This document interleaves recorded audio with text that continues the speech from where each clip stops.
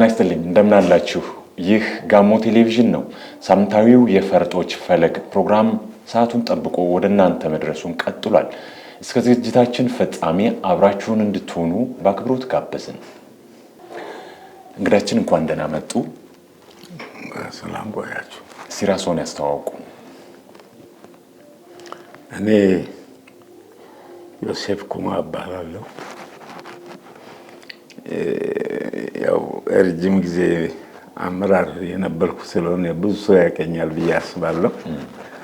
የአርባ ምንጭ ከተማን ከ12 ዓመት ለማያንስ ጊዜ ስለመራው ህዝቡ ወጣቱም ያቀኛል ብዬ ነው ማስበው። አመሰግናለሁ። እሺ፣ እንደው የተወለዱ የታደጉ ትንሽ ስለ ልጅነት ህይወቱ ለሚያውቁት ህዝብ እንዲናገሩ እንፈልጋለን። አዎ፣ ይሄንን እርግጠኛ ነኝ ህዝቡ አያውቅም። የኔ ህይወት የሚጀምረው ገረሴ ነው። የድሮው ቦንኬ ወረዳ የአሁኑ ገረሴ ዙራ ወረዳ የሚባል ቦታ ነው የተወለድኩት። ያደግኩት ገረሰና አካባቢው ነው። ያው ረጅም ጊዜ የልጅነት ጊዜ ያሳለፉት ገረሴ ከተማ ላይ ነው። ገረሴ ከተማ ላይ በህፃንነት ነው ስራ የጀመርኩት። በጣም ይገርመኛል አሁን ሳስበው።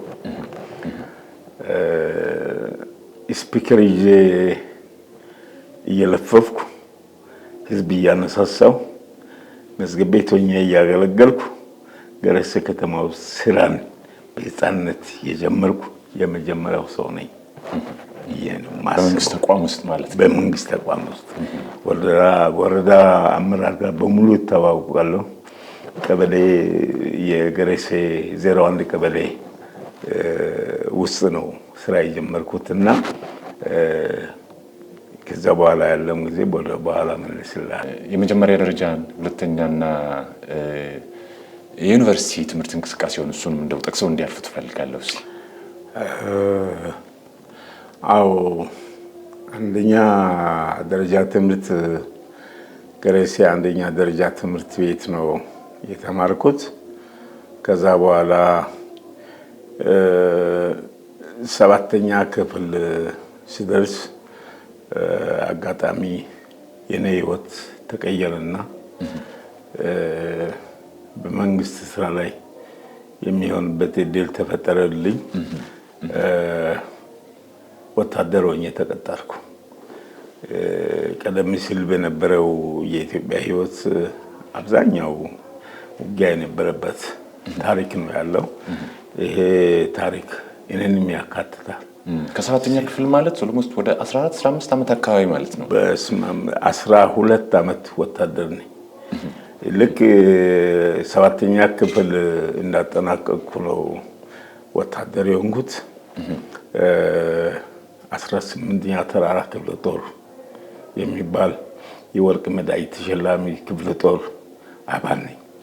በደርግ መንግስት ወቅት ማለት ነው። በደርግ መንግስት በዛን ወቅት የዚህ ሰራዊት ክፍል አባል ሆኜ ሄጄ በዚህ የሰራዊት ክፍል ውስጥ አገልግሎት እየሰጠው ሳለሁ መስሪያ ቤቱ አስመራ እንዲሆን ከዛ ሌላ ተጨማሪ ስራዎች እንዲሰራ እድል ፈጠረልኝ። አስመራ መጣሁ። ወደ አስመራ ከመሄዱ በፊት እንደው በልጅነቱ ወደ ውትድርና ሲገቡ ስልጠናውን የት ነው የወሰዱት? ምን ይመስል ነበር? እንደው የህይወቱ አካል ስለሆነ እንዲያነሱት ነው ትንሽ። አዎ፣ የወታደር ስልጠና ባይዘው ፈታኝ ነው። በወቅቱ የነበረው በጣም ግዙፍ ስልጠና ነው። 18ኛ ክፍለ ጦር ስፔሻል ስልጠና ነው የሰለጠነው። ታጠቅ ከአመት በላይ ሰልጥነናል። ከዛ ሁርሶ ጦር ትምህርት ቤት የመጀመሪያዎቹ መስራችን ሁርሶን መስርተን እዛ ገብተን ሰልጥነናል። ከዛ በኋላ ነው ወደ አስመራ የሄድኩት እና አስመራ ትምህርት ጋር ተያይዞ ስላለ ነው እዛ ማመጣው። አስመራ መጥቼ ወዲያው እንደመጣው እኔ ወዲያ ያላልኩ ትምህርት ቤት ነው የገባሁት። አለቆችን ነገርኳቸው። ይህን አጋጣሚ ልጠቀም ልማር ፍቀዱልኝ አልኳቸው። ፈቀዱልኝ። እዛው አስመራ። ከዛ በኋላ አስመራ 8ኛ 9ኛ 10ኛ 11ኛ 12ኛ ተማርኩ። ሁለተኛ ደረጃ ሰራዊት ቤት ሆኜ ማለት ነው ተማርኩኝ። ከዛ በኋላ መንግስት ፈርሶ እዚህ ስንመጣ እዚህ መጥቼ የማየው ነገር ሁሉ አልመቻለኝ። ምናልባት ወደዛ ከመሄዱ በፊት ትንሽ ስለ አስመራ እንዲያወሩልኝ ፈልጋለሁ። አስመራ እንግዲህ በፊት ኢትዮጵያና ኤርትራ አብረው በነበሩበት ወቅት አንድ ሀገር በነበረ ሰዓት ነው እርሶ ሄደው እዛም ተምረው በውትድርና አገልግለው የመጡትና ቋንቋው እንዴት ለመዱት? ሲሄዱ ከህብረተሰቡ ጋር እንዴት ተግባቡ? ትንሽ እንዲያወሩት ፈልጌ ነው። አዎ በዛን ጊዜ የነበረው ሁኔታ ህዝቡ ዛሬም ኢትዮጵያዊ ነው። በእኔም እምነት ኢትዮጵያዊ ነው። ውስጣቸውም ኖሬ አይቻለሁ። አብረን ጓደኛ እኔ ዛሬ አስመራ ብሄድ ዘንጬ እኖራለሁ። ጉዳይ አይደለም። ይደዋወላሉ፣ ጓደኞች አሉ። እኔ ስልክ እስከሚቋረጥ ድረስ ጓደኞቼ ይደውሉልኛል፣ እኔ እደውላለሁ። ሰላም ተባብለን ጧት እንደውም ጧት ሰላም ተባብለን ነው እንተኛው። እና በጣም የምወዳቸው መኮንኖች አሉ ከነጋሪ የነበሩ በየኔ አዛዥ የነበሩ የሚያሳድሩ እነዛ ጋር እንደዋወል ነበር። እና ከዛ ከአስመራ ማነው ውጊያው ተበላሽቶ መንግስት ተቀይሮ ወደዚህ ከመጣ በኋላ አሁን ላቋርጦትና እንደው ትንሽ ሰፋ እንዲያረጋት እዛ ጋር የውጊያው ሂደት የውትድርናው ህይወት ከህብረተሰቡ ጋር ያሳለፉት እንደው ምን ይመስል ነበር? ውጊያ ነበር እርሶ ነበሩ ሰዓት እንዴት አለፉት? ካለስ አው እሱ ፈታኝ ነው። አሁን ላይ ዝም ብዬ የማወራው ቢሆን ምንም አይደለም። ያው ያለፈስ የሚሰለ ነበር ውስጤን በጣም ነው የሚጎዳኝ። እኔ ኤርትራ እውነትም ተዋግቻለሁ። ውጊያ ፈተና ነው። እኔ ብቻ የወጣሁበትን ውጊያ አውቃለሁ። ሌሎች አጋሮቹ ወይም በሙሉ አልቀው ናቅፋ ላይ 18ኛ ክፍለ ጦር 36ኛ ብርጌድ 364ኛ ሻለቃ አንደኛ ሻምበል ሆኜ ገብቼ ያቺ ሻምበል ምናምን ሳይቀር ነው ተጣላው። እንዴት ነው እርሶ ሊተርፉ ይችላል? የእግዚአብሔር ፍቃድ መድኃኒዓለም ከበር የሚያደርግህ ነገር ይኖራል እንጂ የኔ ስልጣን ነው ብዬ እሱን አላስብም። መድኃኒዓለም ጠበቀኝና እውነት ነው እጅ እግሬ አይኔ ሰውነቴ በሰላም ከዛ ውጊያ ወጣሁ። እንኳን ዘይራዳኑት። አዎ ፈታኝ ነበረ። ውጊያው ኃይለኛ ነበረ። የጦርነትን ስሜት በተረጋጉ ጊዜ በመሰለህ መግለጽ ይከብዳል። ጦርነት ስትገባበት ባሩድ ይሽታል። የሚሸት ነገር በሙሉ ካንተ ህይወት ውጪ የሆነ ነገር ነው። አድማሱ ሰፊ ነው። ይሄ በመሆኑ እድለኛ ነኝ። ዛሬ ኖሬ ለትውልድ ትምህርት ይሆናል የኔ ህይወት፣ ያሳለፍኩት ህይወት። እድለኛ ነኝ ኖሬ ለዚህ ቴሌቪዥን ንግግር ዛሬ በጋበዜ ጭምር ታላቅ ገድል አድርጌ ወስዳለሁ። ምናልባት በዛ ቆይታው የዚህ የወደቦችን አካባቢ እንቅስቃሴ ያሳምረው ያውቋቸው ነበር። ሰራዊት እንግዲህ ብዙ ጊዜ ነው የሚንቀሳቀሱ አካባቢዎችን ይሸፍናል። ያን የነበረውን ነገር ትንሽ እንዲያወሩ እንፈልጋለን። አዎ እኔ ባይዘወይ በውጊያ ጊዜ አልጌና ተዋግቻለሁ፣ ናቅፋ ተዋግቻለሁ፣ በለብሶ ተዋግቻለሁ፣ ቀርወራ ተዋግቻለሁ። ምን ያልተዋጋውበት ቦታ አለ እና በዛ ምክንያት ውጊያው በመሰረቱ ከባህር በርም ጋር ተያይዞ ያለው እውነት መሰረቱ ሰፊ ነው። ምጽዋም አሰብም ተንቀሳቅሰን ሰርተናል። በእውነት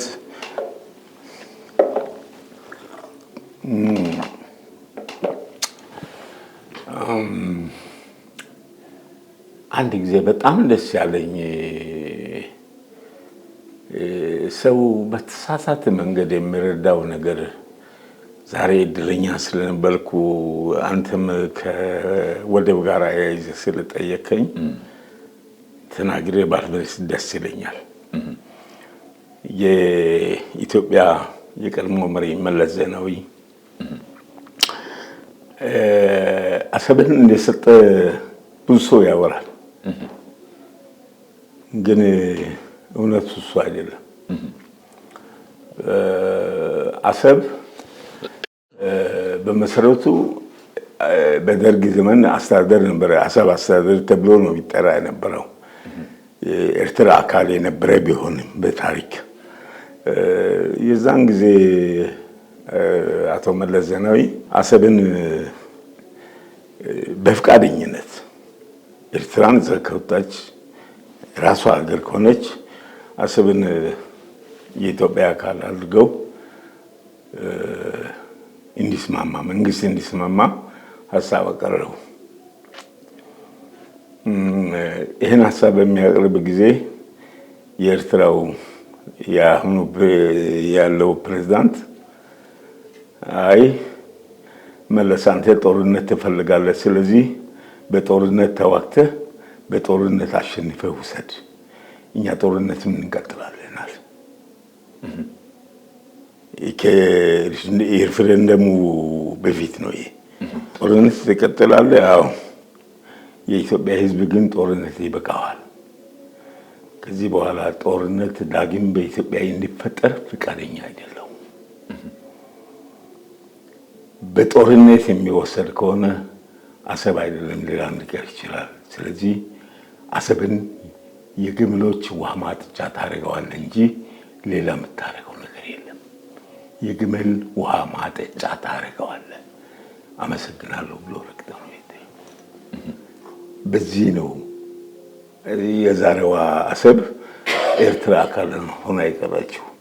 የኢትዮጵያ ሕዝብ ጦርነት የመረረው ሕዝብ ነበር፣ ያለቀ ሕዝብ ነው።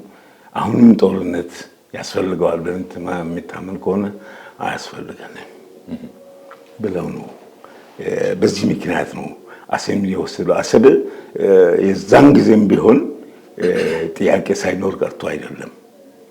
ለኢትዮጵያ እድገት ፍጹም ያስፈልጋል። በመተማመን ላይ በተመሰረተ አሰራር፣ በመደጋገፍ ላይ በመነጋገር ላይ በተመሰረተ አሰራር አሰብ ለኤርትራ ጠቃሚ አይደለም። ለኢትዮጵያ ግን ወደብ ሆኖ ሊያገለግል ይችላል። ስለዚህ በዚህ ሴንስ ያለው መንግስት በመነጋገር አሁንም በጦርነት አይደለም። ጦርነት አስጨራሽ ነው። ጦርነት ገፋፊ ነው። ጦርነት ገዳይ ነው። በጦርነት የሚገኝ እድገት ልማት የለም። ስለዚህ በመነጋገር ግን ማድረግ ይቻላል። ምንም ጎዝ የሆነ ነገር እንኳን በመነጋገር ለውጥ ማምጣት ይቻላል። ዲፕሎማሲ አስፈላጊ ነው። በዛ መንገድ አሁንም ቢሆን እውነቱና እንትኑ በዓለም ላይ ቁልጭ ብሎ እየታየ ስለሆነ በዛ መንገድ አሁንም ቢሞከር ኢትዮጵያ ወደ ማግኘት እድል አላት ብዬ ተስፋ አደርጋለሁ።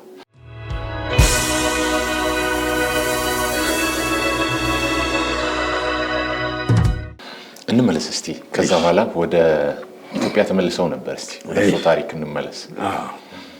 ከአስመራ ወደ ኢትዮጵያ ተመልሰው ነበር። አዎ ኢትዮጵያ መጥቼ ነበር። አዎ ኦልሞስት ከ7 እስከ 12 አስመራ ተምሬያለሁ። አዎ ዓመተ ምህረቱን በ1980ዎቹ ውስጥ ነው እንግዲህ አክቹዋሊ ትምህርት ቤት የገባሁባትን ቀን ተዘጋጅቼ መጣቅ ነበር እና እዛ ከ8ኛ እስከ 12ኛ ከረን ተምሬያለሁ አስመራ ተመርያለሁ። ከረን 8ኛ እና 9ኛ 10ኛ ጀምሮ ያለውን ደግሞ አስመራ ባርካ ሁለተኛ ደረጃ ትምህርት ቤት ተመርያለሁ። ከዛ በኋላ ተመልሼ ወደ መንግስት ፈርሶ አሁን በዚህኛው መንግስት እዚህ ስመጣ 12ኛ ክፍል መልሼ ነው የተማርኩት። አርባ ምንጭ አጠቃላይ ሁለተኛ ደረጃ ትምህርት ቤት 12ኛ ክፍል ተምሬያለሁ። እንደገና 12ኛ ክፍል እንዲጨረስኩ ስራ ለመያዝ በየቦታው እዚህ ተሯሯጥን። መንግስት በፈረሰ ጊዜ እኛም ወርቀን ወደ ቤት ገብተን ስለነበረ መረጋጋት አልተፈጠረም በውስጣችን። ያው ስራ ማግኘት በጣም ከፍተኛ ጥረት ይጠይቅ ስለነበረ በጣም እዛም እዚህም እየሞከርኩ ባህል ቱሪዝም የመጀመሪያው ፈተና መዝገብ ቤት ኃላፊ ሆኜ ጋሞ ጎፋ ዞን መዝገብ ቤት ኃላፊ ሆኜ ተቀጠርኩ። በጣም ገርሞኛል። እንጂ በአጭር ጊዜ በመዝገብ ቤት ኃላፊነት የጋሞ ጎፋ ዞን ንግድና ስራና ዕደ ጥበባት መምሪያ የሚባል መስሪያ ቤት አብረን ስራ ጀመርኩ። እዛ ስራ ከቆየ በኋላ በአንድ ወቅት መስሪያ ቤቶች መርጅ ይደረጉ ነበረ። መርጅ ሲደረግ ንግድ ኢንዱስትሪና ዕደ ጥበባት አንድ ላይ ተዋሃደ። ንግድ ኢንዱስትሪና ቱሪዝም ሶስቱ አንድ ላይ ሲዋሃዱ እኔም የንግድ መምሪያ ሰራተኛ ሆኜ እንደገና መዝገብ ቤት አሁንም በኃላፊነት ቀጠልኩ። እዛ ስራ ከቆየው በኋላ አሁንም ያው መስሪያ ቤት ተርቡላንስ ስላለ አስተዳደር አሁንም ሰው ወጣ ገባ ይል ነበረ። አየውና የተሻለ መስሪያ ቤት መሞከር አለብኝ ብዬ ግብርና መምሪያ ጠይቄ እዛ ተወዳድሬ አለፍኩ። በጊዜው አቶ ፍስሐ ፊኖ የግብርና መምሪያ ሰው ሀብት አስተዳደር ነበረ። እዛ አለፍኩና ከገባው በኋላ አንዳንድ ሁኔታዎች የሚስተካከሉ የነበረውን ሁኔታ የሚለውጡ ስለመሰለኝ በቃ ጋሽ ፍስሐ እኔ ገረሰ ብሄድ ብዬ ለመንኩት፣ ጠየቁ። በአንድ ቃል ምንም ጊዜ አልሰጡኝ። መሄድ ትችላለህ ገረሴ የገረሴ ግብርና ጽሕፈት ቤት መዝገብ ቤት ኃላፊ ሆኜ። ለምንድን ነው ግን ከዞን ወደ ወረዳ መሄድ የፈለኩት? ወረዳ መሄድ የፈለኩት ህይወትን መቀየር አሰብኩ።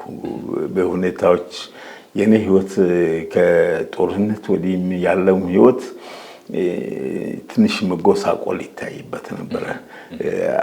እንደምንም ላረጋጋ ብዬ አስቤ ነው ወደዛ ሄድኩና ወደ ቤተሰብ ዳውሮም ሰጥቶኝ ነበር፣ ጭንቻም ሰጥቶኛል።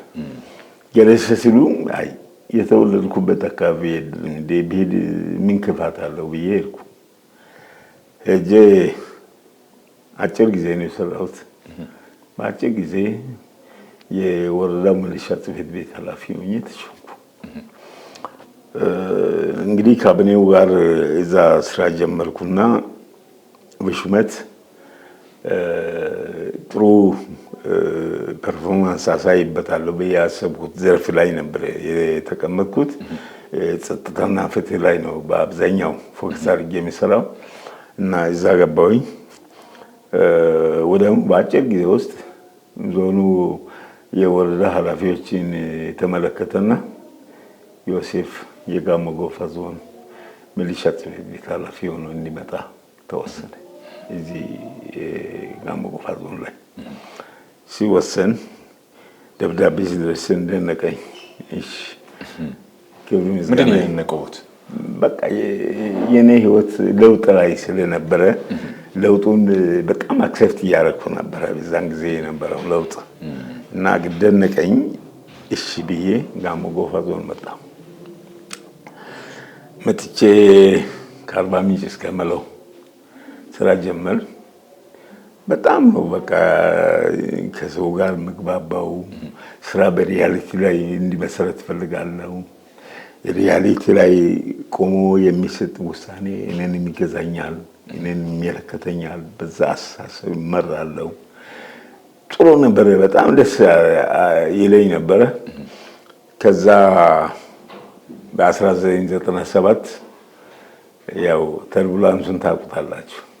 የምርጫ ተርቡላንስ ሁከቱ ነበረ።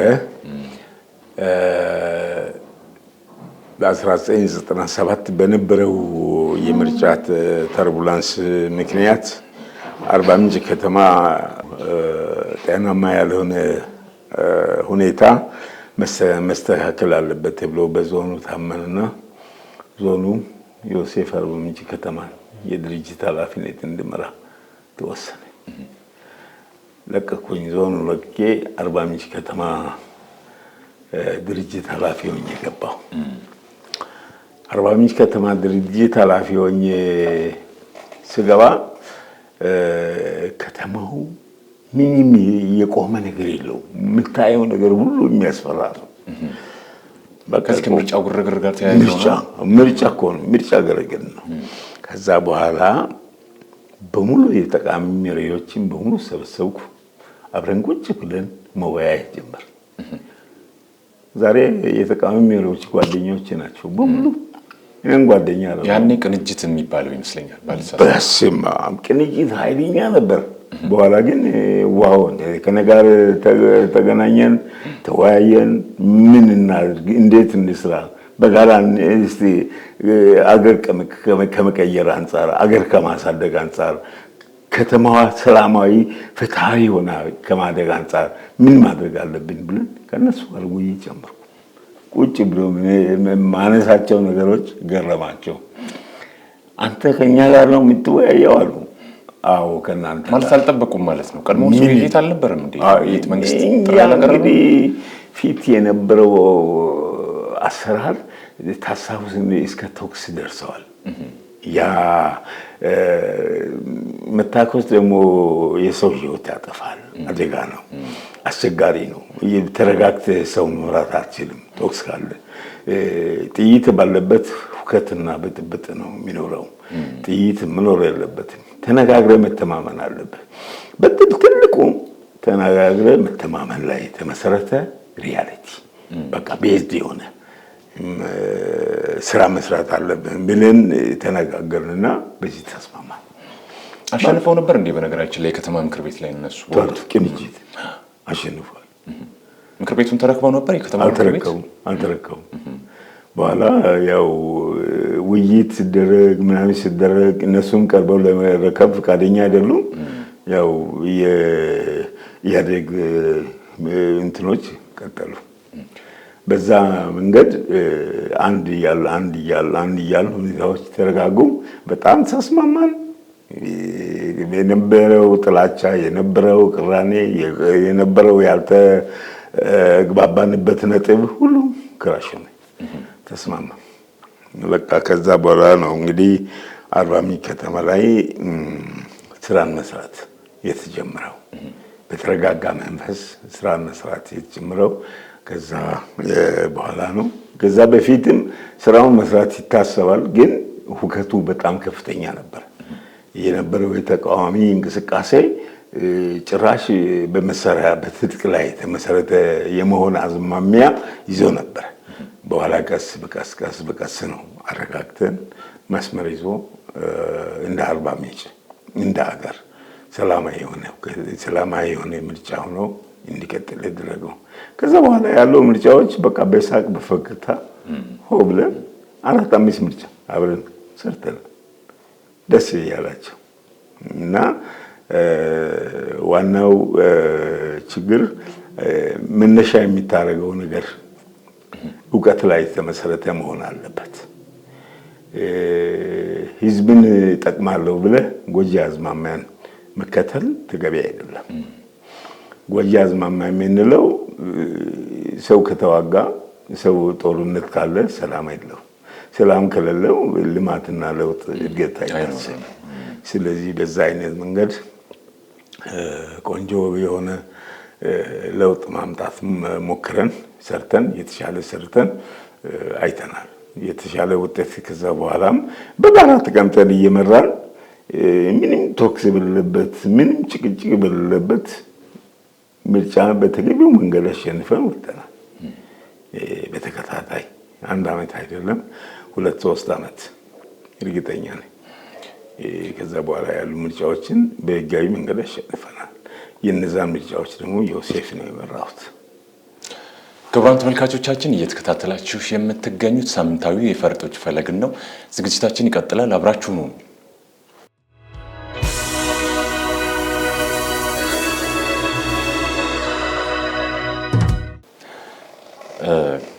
ከዛ በኋላስ የስራ ሂደቱን ወዴት ነው የቀጠሉት? የህይወቱን ቀጣይ ክፍል እስቲ። አዎ እንግዲህ እኔ ቅድምም ሲጀምር ያው ከኤርትራ የመጣ ህይወት ነበረ። መስመር ለማስያዝ ህይወትን መልክ ለማስያዝ ያው ከመብራም ከዞን ወደ ወረዳም ያሰብኩት ህይወት ለመቀየር በማሰብ ነው። ብዙ ጥረት አድርጌያለሁ። አሁን ለአርባ ምንጭ ከተማ ህዝብ ክብር ምስጋና ይግባው። ክብር ይገባቸዋል። ለኔም ክብር የአርባ ምንጭ ከተማ ህዝብ ክብር ይበልጥብኛል። ጋሞ ጎፋ ዞን ጋሞ ዞን ዛሬ ለኔ ክብር ቦታ አላቸው። እኔ ይሄ ከሆነ በኋላ ህይወቴን ለመቀየር ሞክሬያለሁ። ቤተሰብ መስርቻለሁ፣ ልጆች ወልጃለሁ። በእግዚአብሔር ፍቃድ 3 ልጆች አፍርቻለሁ። በዚህ ህይወት ውስጥ የአርባ ምንጭ ህዝብ ሚና ለኔ ከፍተኛ ነው። ክብር ምስጋና ይግባላቸው። እኔ ሰርቼ አይደለም፣ ታምር ሰርቼ አይደለም፣ አብሬ በመኖር ያየሁት ክብር ነው ለኔ። የጋሞ ጎፋ ዞን አመራር ጭምር የሰራቸው ስራዎች ፍሬ አፍርተው አይን ውስጥ ገብተው ጠርተው አመስግነውኛል። በሚሰራው ስራ ጠርተው ያመሰግኑኛል። አመራር ጋር ተስማምተን ነው የምንሰራው። ሁሉ ነገር ወጣ ገባ የምንለው ነገር በጋራ እምነት መሰረታዊ የሆነ እውነት ላይ የተመሰረተ። አሁን ባይዘው ይሄን ቴሌቪዥን የራሱ ማደንቀው መሰረታዊ የሆነ እውነት ላይ ቆሞ ስራ ስለሚመራ ነው። አሁን የተሻለ ደረጃ ትደርሳላችሁ ብዬ እምነት አደርጋለሁ። አሁን ተደማጭ ነው ጋሞ ቴሌቪዥን። እኔ እስካሁን ድረስ ሌላ ጣቢያ ትቼ ጋሞ ቴሌቪዥን ነው የምከታተለው። ለምን ትከታተላለህ ብትሉኝ መሰረታዊ የሆነ እውነት ላይ ስለሚቆም መሰረታዊ የሆነ ባህላዊ የሚወስዳቸው ነገሮች የሚከተላቸው አደረጃጀቶች ይህን ህዝብ ወደ ተሻለ ደረጃ ለማሸጋገር የሚያስችል ነው። ወደ ተሻለ እምነት፣ ወደ ተሻለ ግብ ለማድረስ የሚችል መነሻ ነው ያላችሁ። ይሄ መነሻ ከቀጠለ የተሻለ ሆኖ ይደራጃል ብዬ እምነት አለኝ። አሁን ባለው ሁኔታ ባልሳሳት በጥሮታ ላይ ያሉ ይመስለኛል እና ከከተማ አስተዳደር የአመራር ኃላፊነቱ ወዴት እንደሄዱ አልገለጹልን። አድርገው እስከ ጥሮታ ያለውን ሂደት እንዲያነሱልን ፈልጋለን። እንግዲህ ትንሽ በጣም አርባ ምንጭ ላይ ትንሽ ወጣቱም ስራ በጣም ስራ እንዲይዝ ወጣቱ ጥረት ይደረግ ነበረ። ወጣቱን ለማሰማራት ስራ እንዲያደርግ አትራፊ እንዲሆን ገንዘብ እንዲያመነጭ ለማድረግ ከፍተኛ ጥረት ይደረግ ነበር። እኔ በህይወቴ ጊዜ የለኝም። የሰራዋቸው ስራዎች በሙሉ በጊዜ የለኝም እምነት ነው የሰራሁት። ያም በመሆኑ በእውነት አሁን ላይ ትናንት አልነበረም የሚመስለኝ። አሁን ላይ ይሄን ውጤት እያየሁ ነው። እኔ እያነከስኩ በዚህች ምርኩዝ ላይ ተመርኩዤ ከመንገድ መንገድ ሳልፍ የሚያዩኝ ወጣቶች ቆሞ ሲያለቅሱ አያለሁ። ለምን ያለቅሳሉ ብዬ አልጠይቅም። ሰርቻለሁ ብዬ የማስበው ጥረት አድርጌያለሁ ብዬ በማስበው መንገድ ላይ ስላገኙኝ ነው እንጂ ለነሱ ክብር ለነሱ እድገት የተለየ ነገር ስቼ የተገለጸ ገጸ በረከት አበርክቼ አይደለም። ግን አሁን ሲቀላ መንቀሳቀስ አልችልም። ብዙዎች አያንቀሳቅሱኝም። ያው ሰው ንግድ ባንክ ሲቀላለው ንግድ ባንክ ገብቼ መስተናገድ ራሱ አልችልም። ስለዚህ በጣም አክሮኛል። በጣም እግዚአብሔር ምስጋና ይግባው። የሚያደርጉትን ከባድ ነው እና እኔ አርባ ምንጭ ከተማን መርቼ እስከ 2008 ለ12 ዓመት በተለያየ ቦታ አንደኛ ድርጅት ኃላፊ ነበርኩ። ከዛ ቀጥሎ ባህል ቱሪዝምና መንግስት ኮሚኒኬሽን ጽሕፈት ቤት ኃላፊ ነበርኩ። ከዛ ምክትል ከንቲባ ነበርኩ። እነዚህ ስራዎች 12 ዓመት መርቻለሁ። እንደ አጠቃላይ እንደ አመራር በአርባ ምንጭ ከተማ ሁሉም ስራ ውስጥ ዮሴፍ አለ። በአርባ ምንጭ ከተማ ውስጥ በሁሉም ተግባር ውስጥ ዮሴፍ አለ። እኔን እዛ አድርጌ ወስጄ ነው መመራው።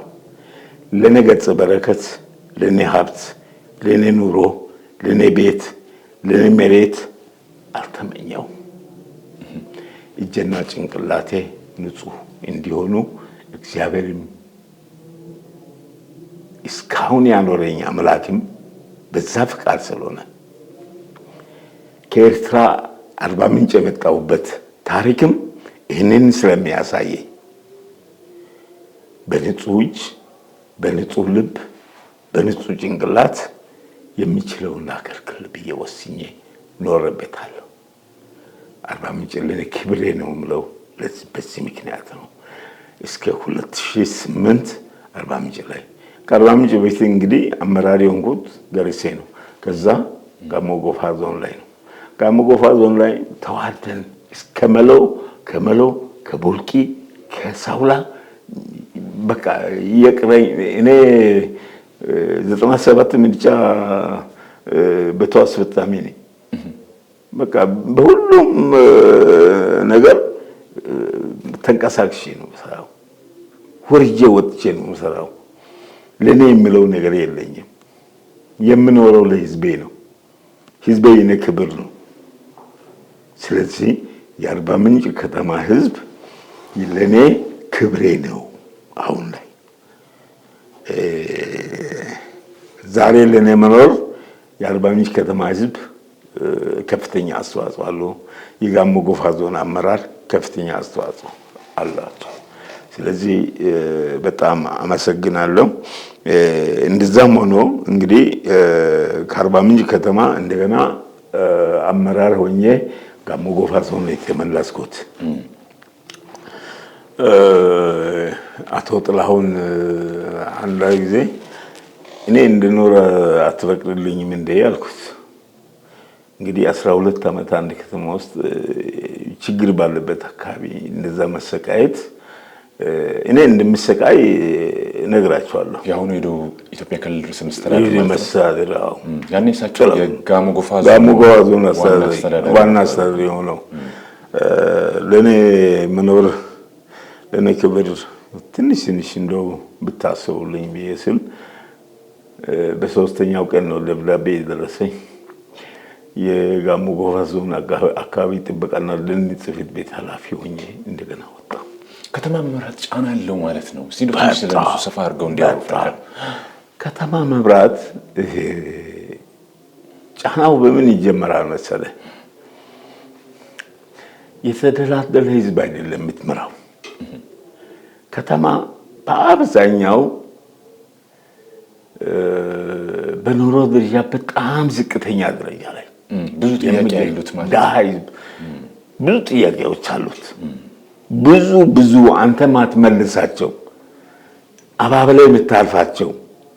ለዛ ነው ንስሐ የምጠይቀው እግዚአብሔርን ለምነው ብዙ አባብለን በቃ እንዴት ሊያልፉ እንደሚችሉ እንዴት ሊሻሻሉ እንደሚችሉ ሁሉም ቀን በቀን ሩቲን በመንገር ምንም አይነት እዚህ ጋር ብለን ጥበዛ አይደለም።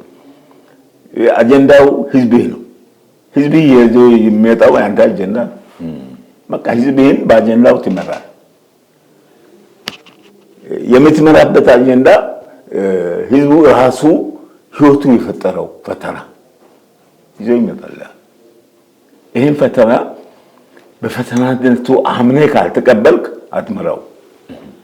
ይሄን አላደርግልህም ይሄን አይሆንም ብለህ የምትወጣ አመራር ከሆንክ አትመራ። መቀበል አለብህ። የሚመጣውን በጸጋ መቀበል አለብህ። ህዝብ ለውጥ ነው የሚፈልገው። ህዝብ እድገት ነው የሚፈልገው። ህዝብ ኖሮው እንዲሻሻልለት ነው የሚፈልገው። ይሄን ማሳየትና የግድ ነው እና በዛ አይነት መንገድ በዚህ ከተማ ውስጥ በጣም ቆይቼ ወደ በኋላ ህይወቴ በቃ የስኳር በሽተኛ ሆንኩ። ሲቆይ ግፊት በሽተኛ ሆንኩ። እየታመምኩ ከህዝብ ጋር ነው የሚውለው እየታመምኩ እና ጥላውን እግዚአብሔር ይስጠው። ከዛ በኋላ በሶስተኛው ቀን ከኔ ጋር በተነጋገረ በሶስተኛው ቀን ደብዳቤ ደረሰ። ብዙም አላወራንም በዛ ጉዳይ ላይ። እኔም ጥልቀት ሰጥቼ ስለኔ ማውራት ወድጄ አላውቅም። ሲጀመር አላስብም። እኔ በእግዚአብሔር ፍቃድ እንደሚኖር አውቃለሁ። ከአስመራ ከናቅፋ ውጊያ እስከ አርባ ምንጭ ሰላማዊ መድረክ ያመጣኝ እግዚአብሔር ነው። ስለዚህ ክብር ለሱ ይገባዋል ብዬ ነው እላለሁ እንጂ እኔ ይሄ የለኝም፣ ይሄ አንሰኛል፣ ይሄ ይገባኛል አይሰራም። ይሄን አላውቅም። ስራና ነው ማለት ስራና ስራ ነው ማውቀው። ለኔ ክብር የሆነኝ ህዝብ ስራዬንም ያውቀዋል። ለኔ ክብር የሆነኝ ህዝብ በእውነት ከልቤ ነው። የአርባ ምንጭ ከተማ ህዝብና የጋሞ ጎፋ ዞን አመራር ከልቤ ነው ማደንቃቸው፣ ከልቤ ነው ማመሰግናቸው። ለኔ መኖር ምክንያት ናቸው። በዚህ አሁን በሚገልጽበት አጀንዳ በሚገልጽበት መልክ እንዲኖርም እድል ሰጠውኝ ስለነበረ እኔን ለማየት እኔን ለማውጣት እኔ በሚመስልህ መንገድ ይህን ህዝብ ለውጥ ብለው ተስፋ ሰጥተው አንድ ክትትል ሳይኖር በመሰለኝ መንገድ መርቼ ህዝቡ ጋር እስከዚህ ልቄያለሁ። ክቡራን ተመልካቾቻችን የሀገር ባለውለታ ከሆኑ ከቀድሞ አመራር ከአቶ ዮሴፍ ኩማ ጋር ያደረግነው ክፍል አንድ ቆይታ እዚህ ጋር አብቅቷል። ይህን ዝግጅት ወደ እናንተ በማቅረብ እኔ ሲሳይ ማሞ፣ ካሜራማን እያቻ ብርሃኑ፣ ድምፅና ምስል አቀናባሪው ጸጋው ጎፎ ከመላው ስቱዲዮ ባለሙያዎች ጋር በመሆን ነበር። ስለተከታተላችሁን ከልብ ነው የምናመሰግነው። ቀሪ የጋሞ ቴሌቪዥን ፕሮግራሞች ይቀጥላሉ። ጤና ይስጥልኝ።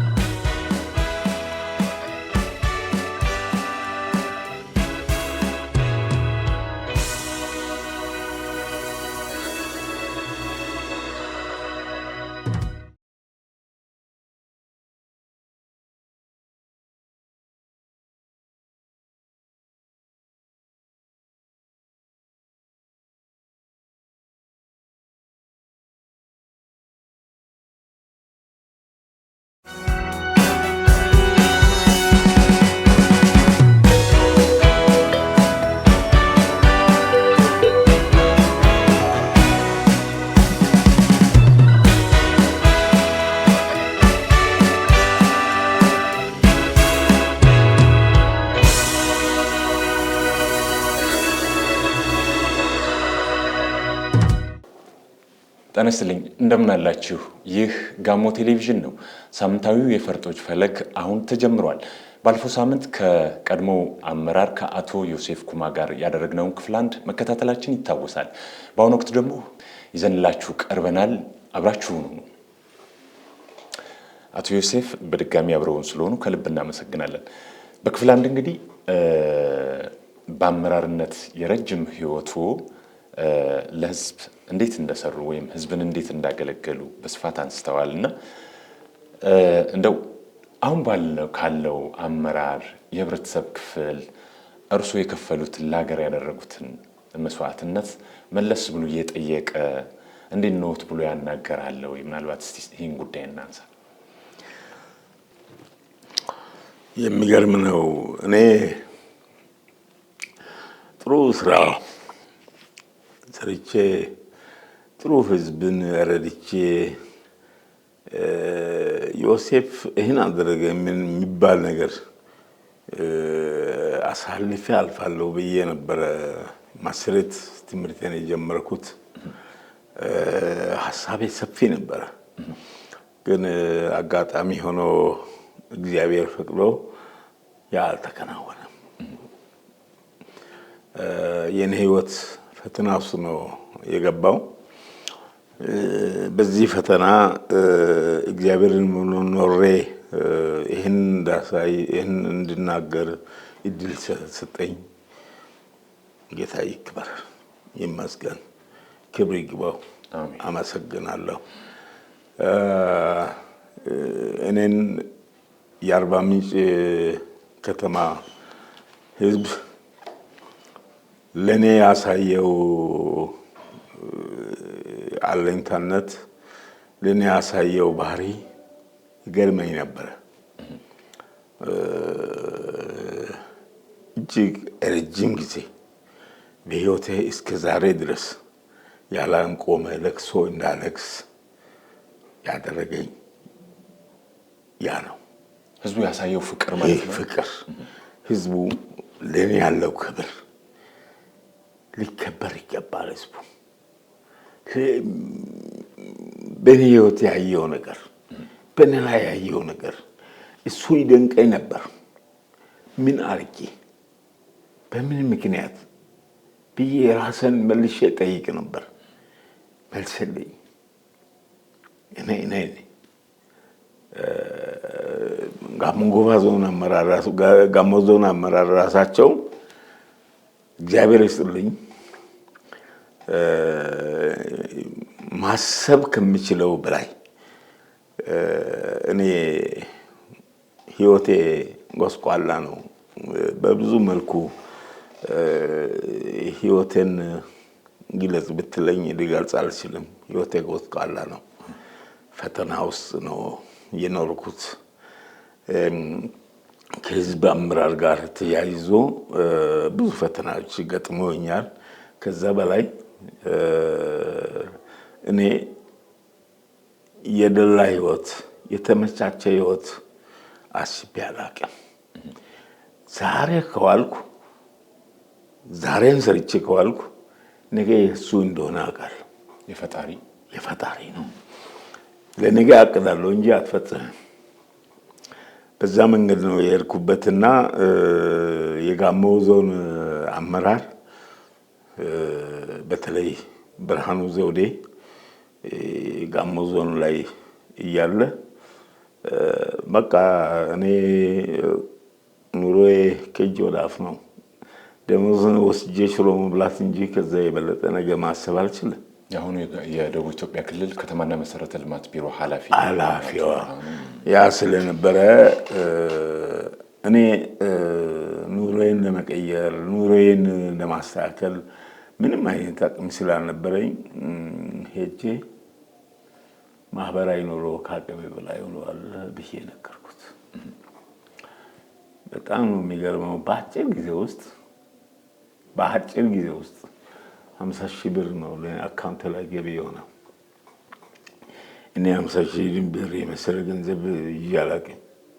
እኔ 2,000 ደሞዜን ነው ወስጄ በልቼ ማስበው።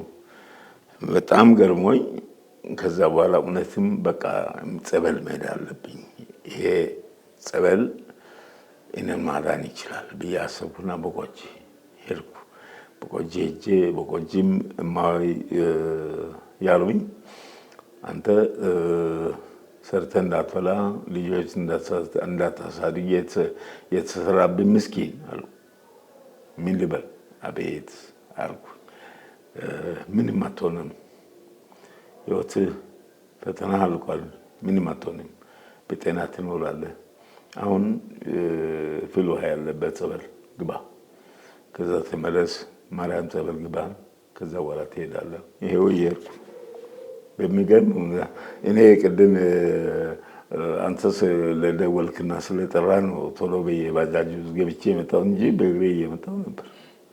በዚህ ተመርኩጄ አንዳንድ እሷን እንዲህ ነው የሚይዘው። እንቅፋት ካጋጠመኝ ነው እንትን ብለውና አሉኝ። ያን ያደረገኝ የአቶ ብርሃኑ ዘውዴ እጅ ነው። ከካቢኔው ጋር አውርተው 50,000 ብር በእኔ አካውንት ላይ ገቢ አድርገው የኔ ህይወት ለውጥ እንዲያይ እኔ እንዲፈወስ አሁንም ህዝቡ ያለው ፍላጎቴ ነው። የአርባ ምንጭ ከተማ አመራር ይገርመኛል። በቃ ሲቸገር የሚሄድበትን ሳጣ የሚሄደው ወደ አመራሩ ነው። የገሌ ጋር ብዬ ሳይሆን አመራሩ ጋር ነው። አመራሩ ጋር ሄጄ አሁንም ያለውበት ደረጃ መድኃኒት ከፍተኛ ነው ዋጋ እንትን የሚለው ሆስፒታል ላይ አጋጣሚ 3-4 መድኃኒት ባይኖር ከውጭ ግዛ ነው የሚባለው። ከውጭ ለመግዛት አቅም ያስፈልጋል። ለዶክተር የአርባ ምንጭ ከተማ ከንቲባ ነገርኳቸው። ነግራቸው የሚያስገርም ነው።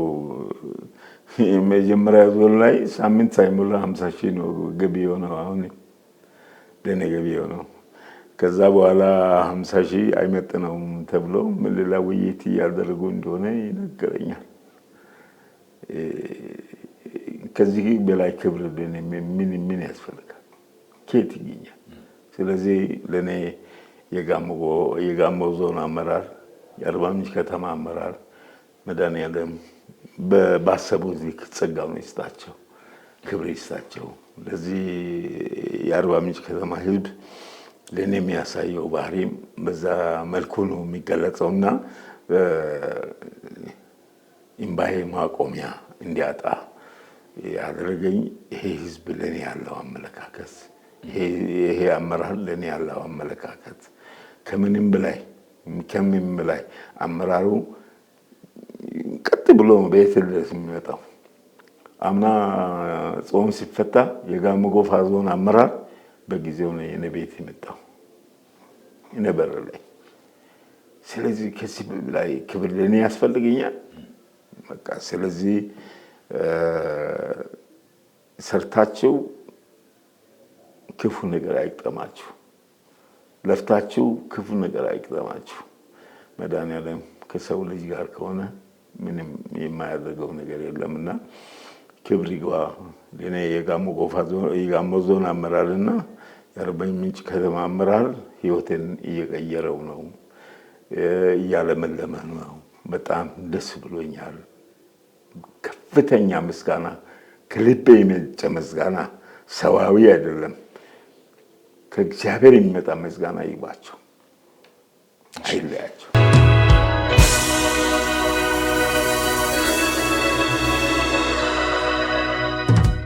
እና በጣም ይገርመኛል። ከዛ በኋላ ጋሞ ጎፋ ዞን አመራር ሆኜ ከገባው በኋላ ጋሞ ጎፋ ዞን ላይ አካባቢ ጥበቃ እና ደህንነት ጽሕፈት ቤት ኃላፊ ሆኜ ስመደብ መጀመሪያ ግራ ነው የገባኝ። እንደዛ ያለ ስራ ውስጥ አልቆየሁም። ከከታ ወደ ዞን ሲሄድ አዎ፣ እንደገና ፊትና ጸጥታ ላይ ነበርኩኝ። ከዛ ወደ ከተማ መጣሁ። ከከተማ ወደ ዞን ሲሄድ አካባቢ ጥበቃ ላይ ነው የተመደብኩት።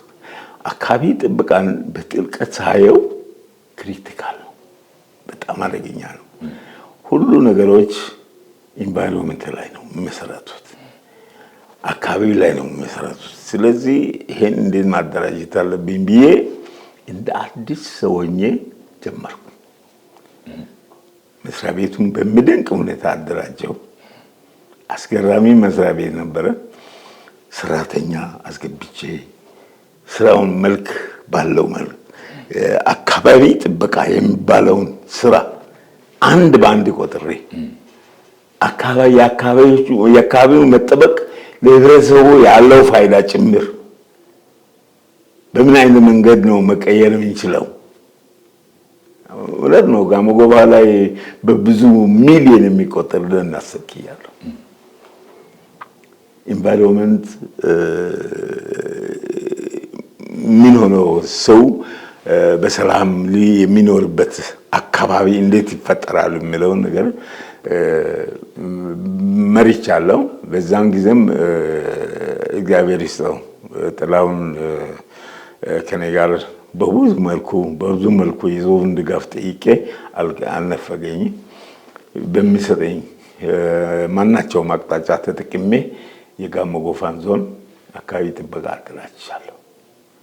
እስከ ወረዳ በሚገባ መዋቅሩን ዘርግቼ በመዋቅሩ መሰራት ያለበትን ስራ አቅጄ የታቀደው ስራ በምን መልክ ተግባራዊ መሆን እንዳለበት አውርቼ መርተናል። ከዛ በኋላ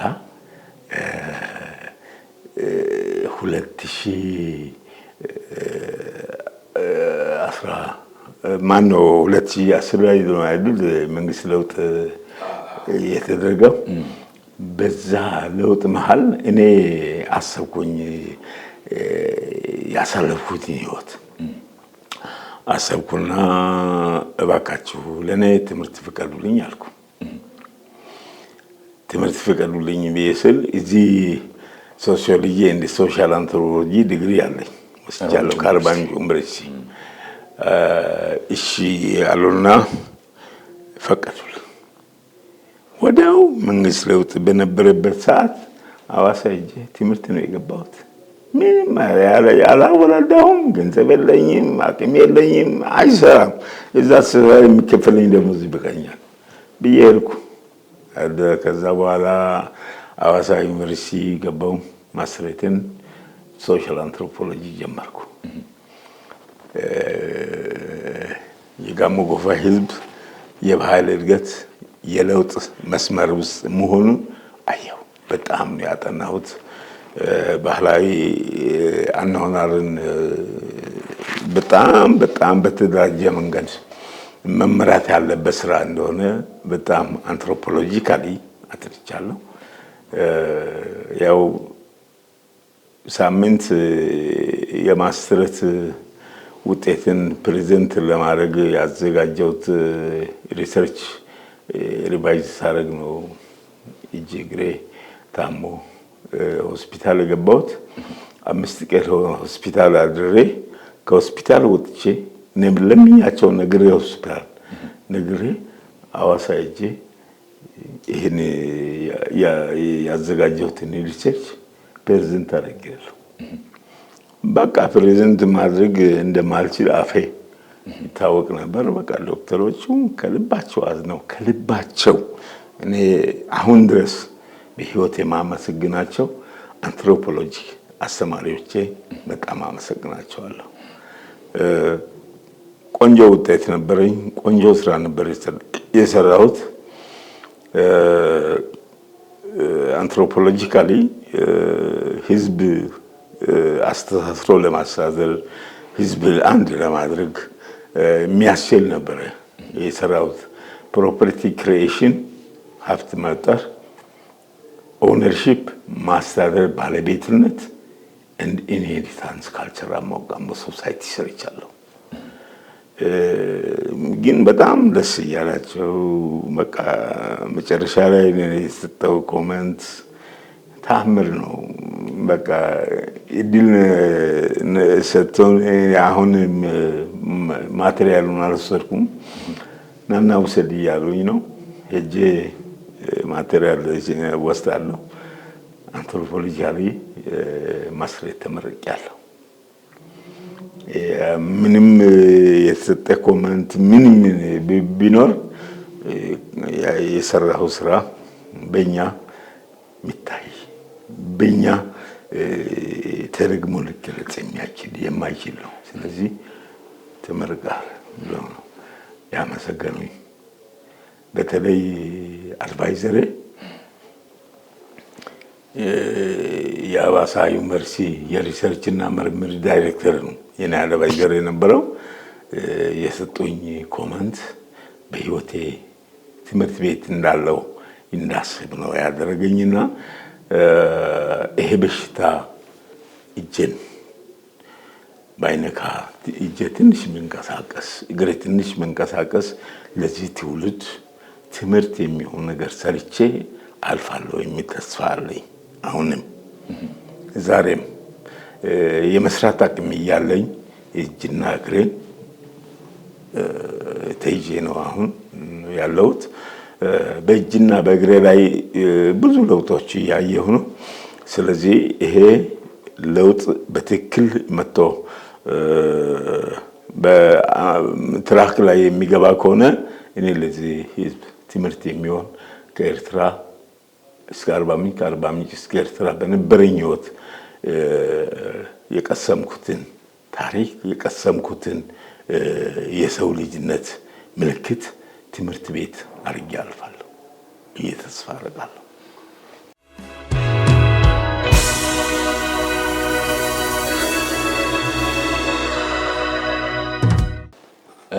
አቶ ዮሴፍ በሌላው ዓለም አንድ ሰው ጡረታ ሲወጣ በተለያየ ምክንያት ሲወጣ በህይወት ዘመኑ የሰበሰበው የትምህርት ዝግጅት፣ የሥራ ልምድ፣ በህይወት ያገኘው ዕውቀት ተደምሮ ይበልጥ እንዲሁም ሀገሩና ህዝቡን እንዲያገለግል ነው የሚደረገውና በእኛም ሀገር ይሄ መለመድ የለበትም ወይ? እርሱ አሁን የአመራርነት ብቃትን በትምህርትም በተግባርም አይተዋል።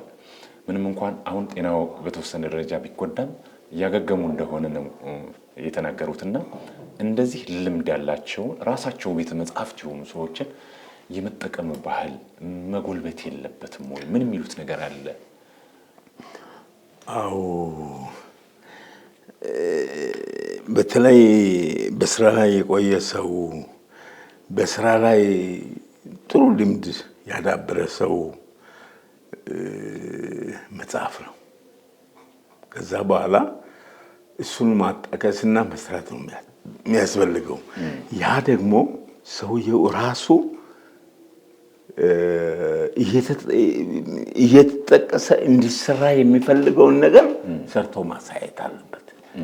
አሁን ዝም ብዬ እዚህ ሳይ እኔ አካላዊ ጉዳት ስላለኝ ነው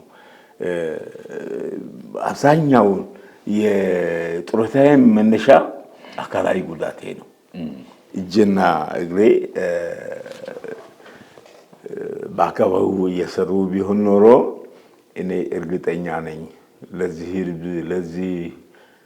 ህዝብ ጥሩ ትምህርት ቤት እሆናለሁ ብዬ ተስፋ አደርጋለሁ።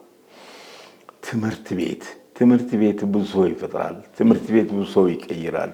ትምህርት በቃ ከትምህርት ቤት በላይ ለአንተ እውቀትም መሰረትም አይኖርም።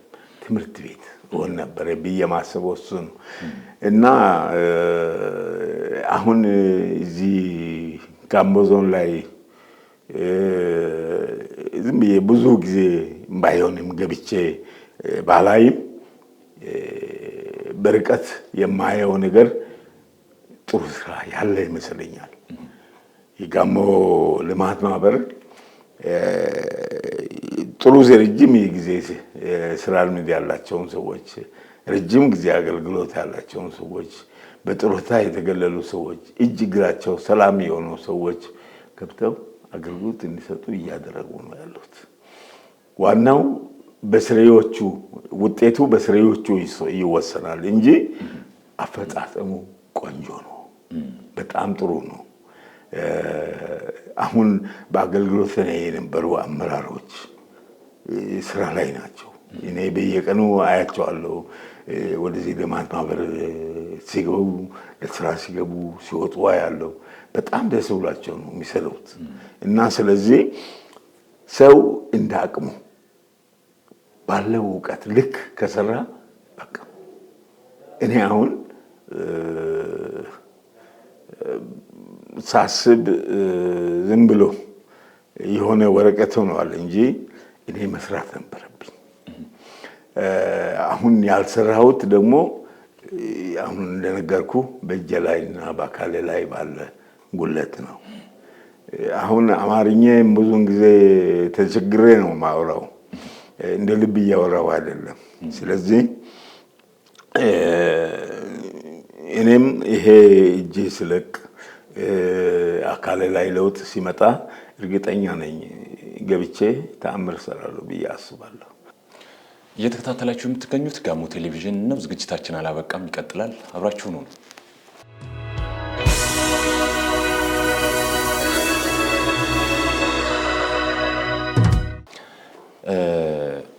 አቶ ዮሴፍ እንደው ቀደም ሲል እንዳነሳሁት ደግሜ ልጥቀሰውና ብዙ ልምድ አለዎት። እንግዲህ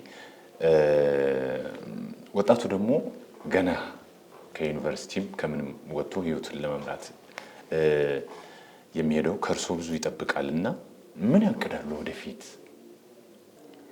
ህዝብ ማገናኘት እፈልጋለሁ። ህዝብ ጋር መኖር እፈልጋለሁ። ህዝብ ውስጥ እኔን ማየት እፈልጋለሁ።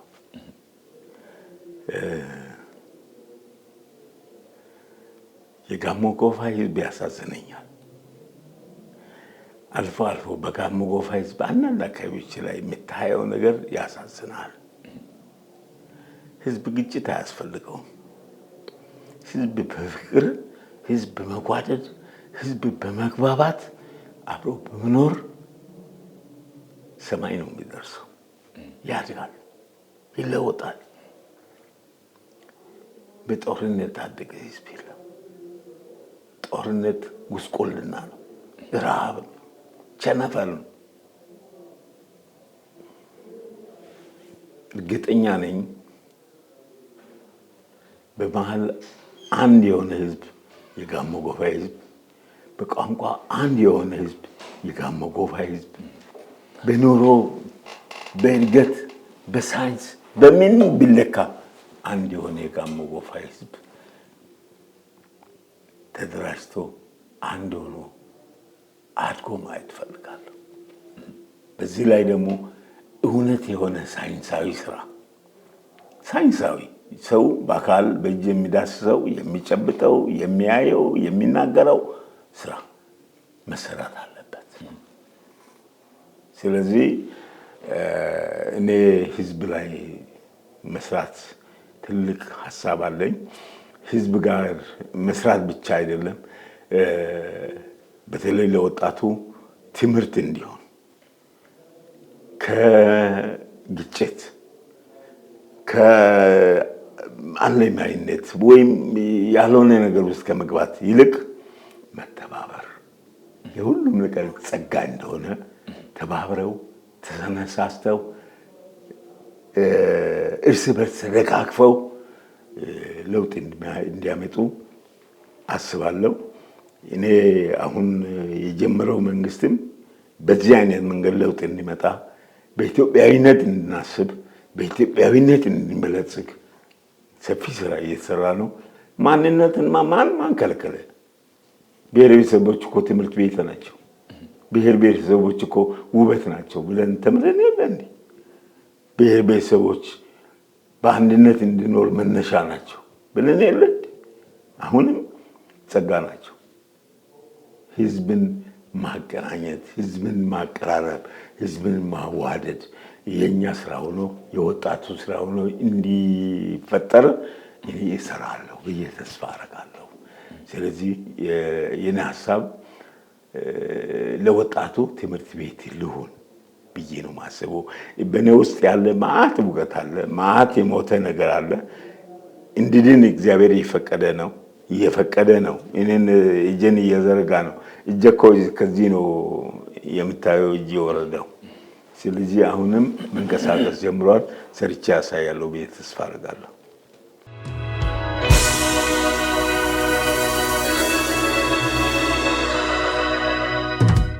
ምናልባት በሌላ በኩልኛ የሰማነው የራስዎን የህይወት ታሪክ የመጻፍ እቅድም እንዳለዎት ነው። ከዚህ ጋር የተሳሰረ ይሆን? አዎ ትልቁ ነገር እኮ የኔ ህይወት ለወጣቱ ትምህርት ቤት ካልሆነ ዋጋ የለውም። የኔ ህይወት ደግሞ ዮሴፍን በማየት አይፈጠርም። የሚነበብ ነገር ዮሴፍ ማን ነው? ዮሴፍ ምን ሰራ? እኔ ናቅፋ ላይ ጥይት የተኮስኩ ወታደር ይመስላሉ? አሁን አይመስሉም። ሰው አያውቅም። እኔ ግን ናቅፋ ላይ ጥይት የተኮስኩ ወታደር ነኝ። አልጌና ላይ፣ ቃሮላ ላይ፣ መለብሶ ላይ ወታደር ነኝ። ስለዚህ በዚህ ሂደት በዚህ ወቅት የተማርኩት የተገነዘብኩት ነገር ዛሬ ሰው አድርጎኛል። ሰው እንደሆነ ያደረገኝ ያ ሂደት ነው። ውትድርናው እንዲህ የመጣበት መንገድና ከውትድርና መጥቼ አርባ ምንጭ እንዴ ከኢህአዴግ ጋር እኮ አብረን ተዋግተናል። መጥቼ ግን አመራር ተሾሜያለሁ። በኢህአዴግ ውስጥ ኃላፊ ሆኜ ይህን ህዝብ መርቻለሁ። በጸጋው ለግፍ ለበደል ለስቃይ አልመራሁትም። ለእድገት ለለውጥ ለሰላም ነው የመራሁት። ደስ ይለኛል፣ ክብር ይሰማኛል ከዚህ ህዝብ ጋር በመሆኔ እና አሁንም ወደፊት ከዚህ የተሻለ ሰርቼ ትምህርት ቤት እንዲያደርጉኝ አስባለሁ እንጂ የኔ ህይወት አንድ ባንድ ከትንሿ ገረሴ ቀበሌ ከሰራሁባት ስራ ጀምሮ ተመልሼ ዞሬ መጥቼ በአስመራ ዞሬ መጥቼ እዚህ ቆብ ላይ የወጣሁበትን መንገድ በታሪክ ጽፌ አስረክበዋለሁ ለዚህ ትውልድ ብዬ አስባለሁ። መጪው ትውልድ እድለኛ ነው ይሄን ሊያገኝ እያኮበኮበ ነው። የኔ እጅ ትንሽ ከለቀቀ እኔ ገጽ ጽፋለሁ። እንደዛ እያሰብኩ ቀደም ሲል ብዙ በእርሶ ህይወት ውስጥ በተለይ አሁን ጡረታ ከወጡ በኋላ ድጋፍ ያደረጉሉት የተለያየ አካላት እንዳለ አንስተዋል። ምስጋናም መልእክትም ካለዎት በዚሁ አጋጣሚ ድሉን እንስጠዎት። አዎ ሲጀመር ለአርባ ምንጭ ከተማ ህዝብ ምስጋና ይገባው፣ ክብር ምስጋና ይገባዋል። በእኔ ህይወት ውስጥ ሰፊ ቦታ ይዞ ያለው የአርባ ምንጭ ከተማ ህዝብ ነው። አርባ ምንጭ አልተወለድኩም፣ ግን አደግኩበት። አርባ ምንጭ ላይ ያለው ህዝብ ለእኔ የሰጠው ክብር ለሱ ከዚህም በላይ ክብር ይገባዋል ብዬ አስባለሁ። መድኃኔዓለም ክብር ምስጋና ይግባው።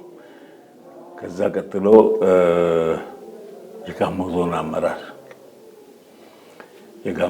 አመራር ከብርሃኑን ጨምሮ ለእኔ ያላቸው ክብር፣ አሁን ያለው አመራር ለእኔ ያለው ቦታ፣ የአርባ ምንጭ ከተማ አመራር ከዶክተሩ ጀምሮ ከዶክተር መስፍን ጀምሮ በአመራር ደረጃ አሁን ያሉትን በሙሉ ጨምሮ እግዚአብሔር መድኃኔዓለም ሰላምና ፍቅር ክብር አይንሳቸው እየለመናለሁ። እኔ የጸሎታቸው አካል ነኝ። እኔ ሁሌ ነው የምጸልየው። በእኔ ጸሎት የአርባ ምንጭ ከተማ አመራር ክብር ይገባዋል እለምናለሁ። መድኃኔዓለም ከዚህ የበለጠ ክብር ለነዚህ ያሳያል። እርግጠኛ ነኝ ያርጋሉ፣ ይለወጣሉ፣ ለውጥ ያለው በተለይ እጄ ቢዘረጋ ብዬ ለምነው አሁን የማከረውን ህዝብ እንዴት መኖር እንዳለበት ጭምር ሀሳብ ስላለኝ እየሰራው ጽፌ ትውልድ የሚያድግበትን ሀሳብ አንስቼ እንዳልፍ የጊዜ የሰጠኝ አምላክ አሁን እኔን ያኖረኛል አምላክ ጊዜ ቢሰጠኝ ብዬ ለምናለሁ። ክብር ምስጋና ሁሉም ነገር ለጋሞ ዞን ለአርባ ምንጭ ከተማ አመራር ለአርባ ምንጭ ከተማ ህዝብ ይሁንልኝ። ከዛ በላይ የጋሞ ቴሌቪዥን በጣም ከማስበው በላይ እንዴት ብዬ መግለጽ እንደምችል አላውቅም።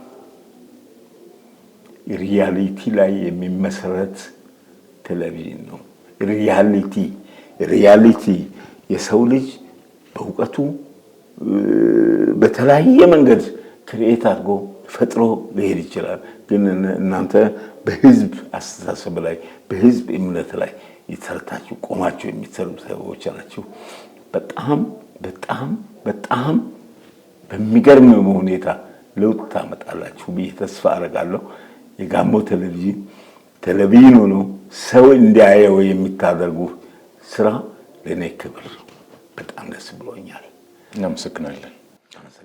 እኛም እዚህ ስቱዲዮ ድረስ መጥተው ቃለ መጠይቁን ስለሰጡን እጅግ አድርገን እናመሰግናለን። ክቡራን ተመልካቾቻችን ከቀድሞ አመራር ከአቶ ዮሴፍ ኩማ ጋር በሁለት ተከታታይ ክፍሎች ያደረግነው ቆይታ እዚህ ጋር አብቅቷል። ስለተከታተላችሁን እጅግ አድርገን ነው የምናመሰግነው። ይህን ዝግጅት ወደ እናንተ በማቅረብ እኔ ሲሳይ ማሞ፣ ካሜራማን ያቻ ብርሃኑ፣ ምስልና ድምፅ አቀናባሪው ጸጋው ጉፎ ከመላው ስቱዲዮ ባለሙያዎች ጋር በመሆን ነበር። ሳምንት በሌላ እንግዳ እንገናኛለን። እስከዚያው ጤና ይስጥልኝ። እግዚአብሔር ያክብሮት።